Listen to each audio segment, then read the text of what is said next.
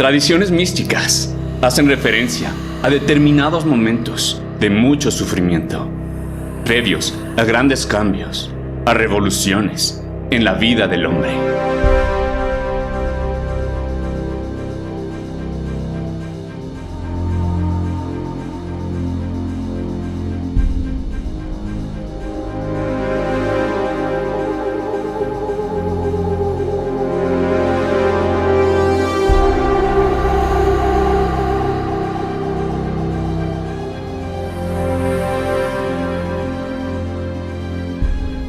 Los antiguos esenios, la orden heredera de la sabiduría del faraón Akenatón, son a quienes se les atribuye pergaminos del Mar Muerto. Orden a la que, según dicen, pertenecieron la Virgen María y el mismo Jesús, si es que estos existieron. Los esenios nos hablan de 7 espejos del ser, un entendimiento de la mecánica del proceso de creación y atracción que se reflejan de acuerdo al ejercicio de nuestra conciencia. El 6º espejo es aquel que corresponde a nuestros miedos de la manifestación, de aquello a lo que más tememos, del sufrimiento, de circunstancias también conocidas como la noche oscura del alma. La noche oscura del alma es un término originalmente acuñado en un poema del siglo XVI por San Juan de la Cruz. Narra la travesía del alma, dejando el cuerpo para encontrarse con Dios. Through the dark night of the soul, we are reminded that life has a propensity toward balance. Nature has a propensity toward balance. And that it takes an extremely skillful, masterful being to upset the balance in nature and to upset the balance in our lives. When we find ourselves in the greatest challenges of life, it is in those moments that we may be assured the only way those challenges are possible is after we have amassed each tool that will allow us to move through that challenge with grace and with ease. That's the only way it can happen. Until those tools are amassed, we will never see ourselves in the situations that ask us to demonstrate these high levels of mastery. So from this perspective, the greatest challenges of life, those of relationship, perhaps our very survival, may be viewed as tremendous opportunities to demonstrate mastery rather than tests that may be passed or failed in life.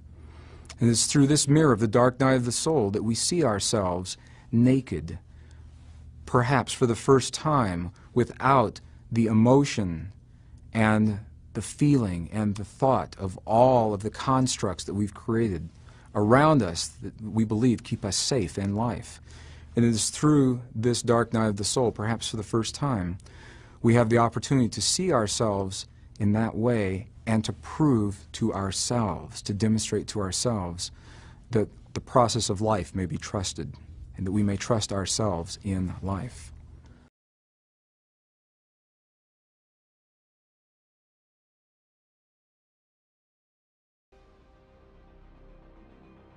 Amigos, la vida es un milagro. Si algo puedo asegurar, es que no vamos al paraíso al morir. Nacemos en él, solo que muchos lo convertimos en un infierno.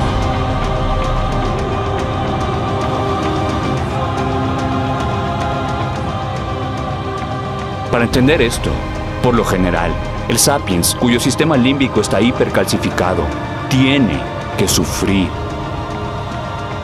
Si no despiertas cada día maravillado por la creación, por el misterio, por las plantas floreciendo, las aves silbando, el sol brillando, por estar vivo, y más aún, por el misterio de estar consciente de estos acontecimientos, algo está muy mal en tu casetera cerebral. Necesitas que te den un buen palazo en la cabeza. Necesitas una noche oscura del alma. Para despertar, para poder ver, la mente se debe disolver o el corazón se debe romper. Gracias por el sufrimiento.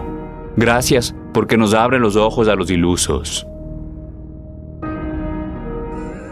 La información que comparto, el básico, escaso y humilde entendimiento que extiendo, llegó con sufrimiento, llegó con lágrimas. Mi pseudo despertar, por así llamarlo, que es un proceso que no ha culminado, que se prolonga, llegó gracias a una noche oscura del alma. Solía pertenecer a una amalgama de ideología satanista y solipsista, una existencia vacía y egoica a la que se suscribe una gran cantidad de bípedos rasurados. En mi adolescencia, la ausencia de una respuesta a las preguntas formuladas, ¿quién soy? ¿Para qué estoy aquí?, me llevó a gran sufrimiento. No pude encontrar una guía o estructura social ideológica veraz, pues el inconsciente colectivo, la educación, o más bien la indoctrinación, y la religión institucionalizada están repletos de mierda, autoindulgencia, mentira y dogma. Eso sí era evidente para mí en ese entonces. Por esto, empecé a manifestar un tremendo rechazo, odio por el homínido rasurado. En otras palabras, misantropía, un axioma del satanismo. Interioricé este combustible, generando una guerra interna por varios años. El odio solo muere con sangre o lágrimas. Al entender esto, opté por ahorrarme la sangre. Tuve que llorar todo el odio que acumulaba desde mi adolescencia. La guerra interna fue acallada. Y por primera vez pude ver con ojos bien lavados. 1. El milagro de la vida, la maravilla de la chispa divina en todos los seres. Y 2. Que no estaba errado en mi adolescencia al manifestar una tremenda inconformidad, al percibir que algo está mal en el mundo. Que sí existe una guerra y que hay que decidir de qué lado vas a estar.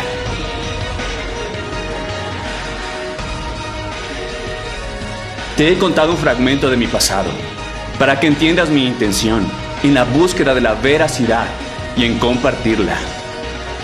La información que brindo es abundante para el que la busca. Y no es nada nuevo. Nada más viene cargada con el estilo personal del bípedo rasurado que te habla. Para muchos, puede resultar polémica e inverosímil. En especial, para aquellos que prefieren enterarse solo de los resultados deportivos, de la novela o de las noticias locales.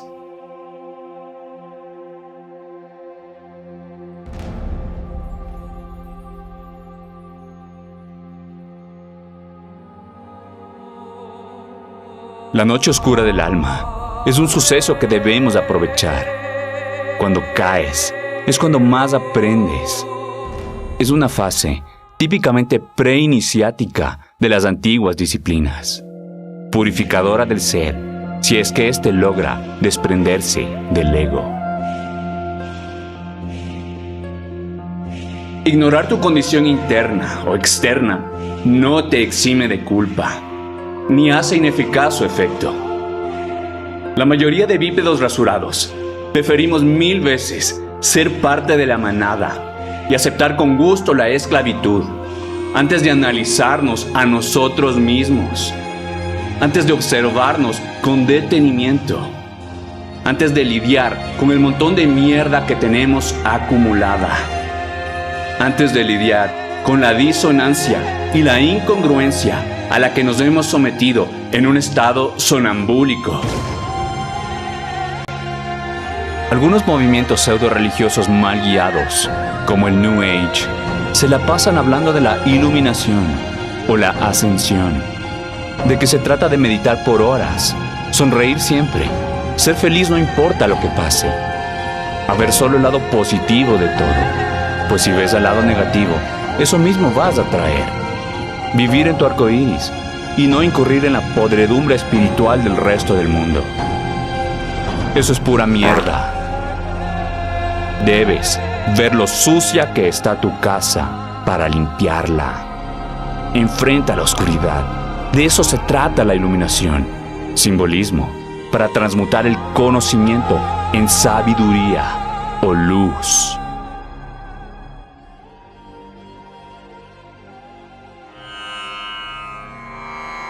Existe una famosa historia de un maestro zen, visitado por un erudito en el budismo que buscaba conocimiento. Al encontrarse, el erudito le habló al maestro de sus conocimientos, de una manera pretenciosa. El maestro zen le ofreció té y empezó a servirle el líquido. La taza se llenó y empezó a derramarse. El profesor precipitado le indicó que se detuviese, que ya se estaba regando. El maestro dijo: no puedes introducir algo nuevo en una taza llena. Tú eres como esta taza. Antes, debes vaciarla para que te enseñe algo. La taza del bípedo rasurado está llena de paradigmas, falsas creencias, límites, imposiciones y miedos. Debemos vaciar nuestra taza para aprender algo.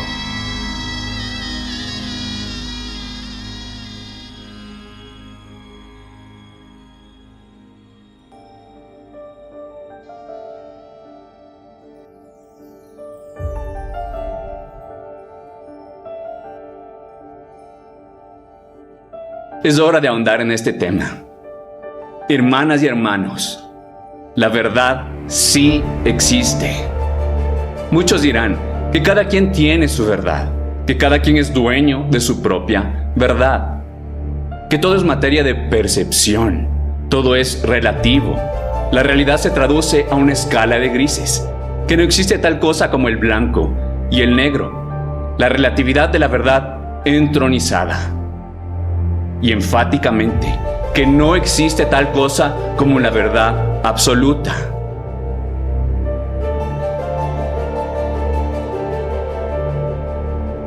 Esta nefasta ideología se denomina solipsismo. Es un engendro parasítico que instaura el relativismo moral y genera un medio óptimo para la proliferación de dominadores esclavistas. La verdad absoluta sí existe. Nuestra creencia o percepción son irrelevantes. La verdad se define como el acuerdo entre una afirmación y los hechos o la realidad a la que dicha afirmación se refiere. Entiende esto. Las percepciones son muy importantes. Sí crean y modifican aspectos relativos de nuestra realidad. Aspectos que podemos modificar como los creadores que somos. Por ejemplo, nuestra visión del mundo y en especial nuestro comportamiento. Sin embargo, la verdad sustancial nunca, jamás será alterada por los elefantes rosados en los que alguien quiera creer.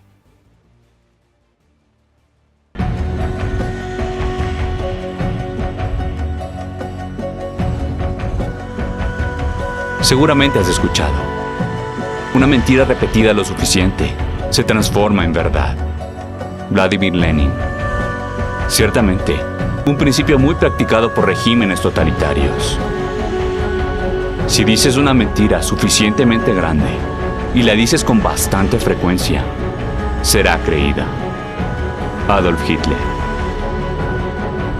Rindiendo honor a la veracidad, yo redactaría la frase así: una mentira relativa, dicha una y otra vez, se puede transformar en una realidad relativa, como lo confirma el poder de la técnica de las afirmaciones, que actúa sobre el subconsciente para alterar el comportamiento y transformar circunstancias. Una mentira absoluta jamás será una verdad.